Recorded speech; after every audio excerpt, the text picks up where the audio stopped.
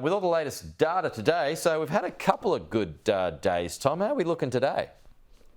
Well, Pete, it's a good observation, and it's likely that trend will continue today. The futures indicating we'll be up by a little over 1% at this stage. We've got moments to go in the US session before it concludes, and we're seeing some solid gains there. The S&P 500, for example, up 1.8%. The Nasdaq up 1.7%. The Dow up 1.5%. So what's clear here is that the markets continue to express relief after the US Federal Reserve not only left rates on hold yesterday, Pete, but the tone was interpreted as being a little more dovish, meaning that they're less aggressive in terms of their conversation about raising rates. So the only caveat that I would offer to that is that you have seen markets sell off aggressively over the course of the last couple of months.